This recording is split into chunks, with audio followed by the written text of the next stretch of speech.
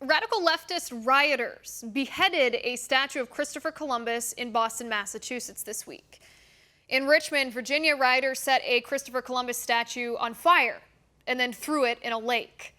In St. Paul, rioters tied a noose around the neck of another Christopher Columbus statue and toppled it. Take a look.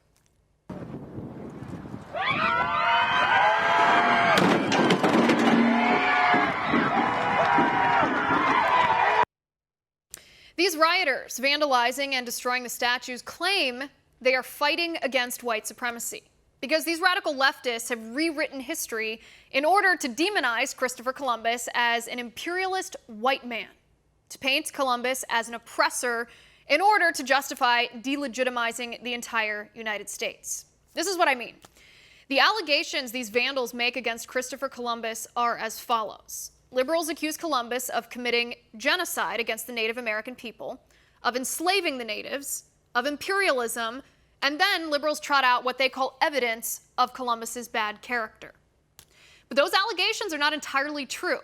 In fact, it's historically ignorant to claim that Christopher Columbus was a mass murderer. It is true that the majority of Native Americans tragically died in the centuries after Columbus arrived in America. Historians estimate that the population of North America was approximately 20 million in 1492 when Columbus arrived.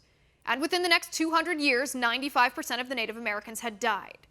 But they were almost all killed entirely by disease: smallpox, flu, tuberculosis, malaria, plague, measles, cholera, diseases of Eurasian origin that the natives had no immunity against. And this is certainly, inarguably tragic, but is it genocide?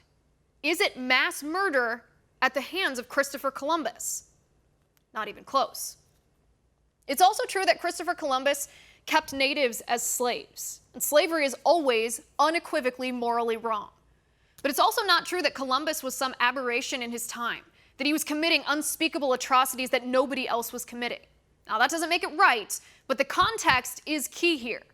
Native American tribes also constantly enslaved each other, and even the Pope in that era declared that cannibals could be made slaves. Again, that doesn't make it right. It's not. It's wrong.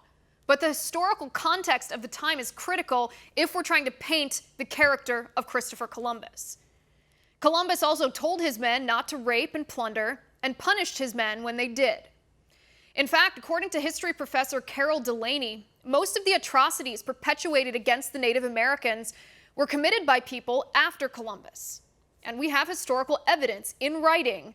Columbus defends the Native Americans. He describes friendly relations with them, and he adopted the son of a chief. And then we have the allegations of Columbus's bad character. Democrats love to trot out historical record of reports on how awful Columbus was.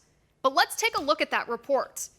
It was written by a man named Francisco de Bobadilla, who was a chief political rival of Christopher Columbus at the time. He's the man who wrote the indictment of Columbus.